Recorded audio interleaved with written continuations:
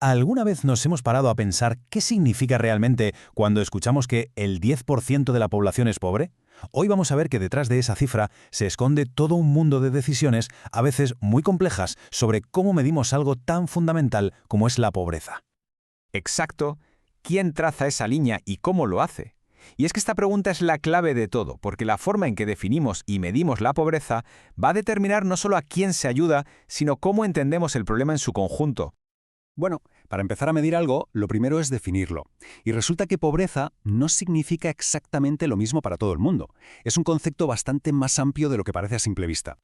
Fijaos, la pobreza se puede entender como necesidad, como desigualdad, como exclusión. Hay un montón de ángulos. Pero claro, para que esto sea práctico, para poder medirlo de alguna forma, la mayoría de los análisis económicos se van a centrar en tres ideas principales.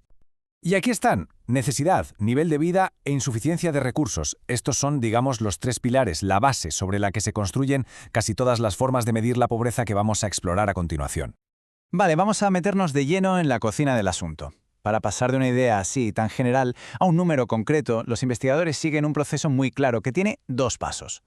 El proceso tiene, como vemos, dos fases clave. La primera es la identificación, o sea, a quién metemos en el saco de pobre. Y la segunda es la agregación. Vale, ya tenemos la lista de personas. ¿Y ahora qué? ¿Cómo lo resumimos todo en una sola cifra que nos diga algo útil? Venga, pues vamos a por ese primer paso, la identificación. Y esto nos mete de lleno en unos debates súper interesantes sobre cuál es la mejor forma de definir el bienestar de una persona. A ver, la primera gran decisión que hay que tomar es esta. ¿Nos fijamos directamente en lo que la gente tiene y consume? O sea, en los resultados, como tener una casa adecuada, ¿o nos fijamos de forma indirecta en los recursos que tiene para conseguir esas cosas, como por ejemplo sus ingresos? Y este ejemplo es genial porque lo deja clarísimo. Una persona puede elegir no consumir, no, aunque tenga recursos para hacerlo. Y claro, dependiendo del método que escojamos, la clasificamos como pobre o no. La cosa cambia. Y aquí viene otro de los grandes debates. ¿La pobreza es algo absoluto? O sea, un mínimo fijo para poder sobrevivir y ya está. ¿O es más bien algo relativo, que depende de los estándares de la sociedad en la que se vive? Y en medio de este debate aparece el economista Amartya Sen, con una idea que la verdad fue revolucionaria. Propuso una forma de conectar estos dos conceptos, introduciendo la idea de capacidades. A ver, pensémoslo bien. La capacidad de, por ejemplo, relacionarse con los demás sin pasar vergüenza es una necesidad humana universal, ¿verdad? Es absoluta. ¿Pero qué se necesita para lograrlo? Pues los bienes para conseguirlo, ropa, un móvil, lo que sea, son totalmente relativos a cada sociedad. Ahí está la clave de este enfoque. Vale, ya hemos visto cómo se identifica a quién es pobre. Ahora vamos por el segundo paso, la agregación. Vamos a ver cómo todo eso se convierte en las estadísticas de pobreza que leemos en los informes.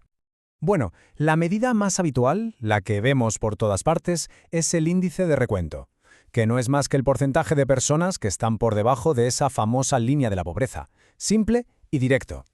Pero ojo, que este índice tiene un problema. Imaginemos una cosa, una política que le da 1 euro a una persona que está justo por debajo del umbral y con ese euro lo cruza. La tasa de pobreza baja. Genial. Ahora, imaginemos otra política que le da 100 euros a la persona más pobre de todas, pero aún así sigue por debajo del umbral. ¿Qué pasa con la tasa? Nada, no cambia. ¿Nos está contando esto toda la verdad? Pues parece que no. Claro, para resolver este problema se han desarrollado medidas mucho más sofisticadas. Hay algunas que miden la distancia media hasta el umbral de pobreza, es decir, la profundidad, y otras que son todavía más complejas y que tienen en cuenta la desigualdad que hay entre los propios pobres, dándole más importancia a los que peor están. Y todo esto nos lleva a una conclusión que es importantísima. Como cada método se fija en una cosa distinta, en una dimensión diferente de la pobreza, ninguno por sí solo nos va a contar la historia completa. Y por eso mismo los análisis más potentes lo que hacen es combinar métodos. Por ejemplo, cruzan la medición indirecta por ingresos, la línea de pobreza de toda la vida, con una medición directa de si se tienen las necesidades básicas insatisfechas, lo que se conoce como NBI. Al hacer esto, la imagen que obtenemos es muchísimo más rica, con muchos más matices. ¿Y esto para qué sirve? Pues nos permite diferenciar, por ejemplo, entre la pobreza crónica, que es algo estructural, de gente con bajos ingresos y además sin servicios básicos, y la pobreza reciente, que puede ser alguien que ha tenido un bache económico puntual, pero que mantiene su estructura de vida.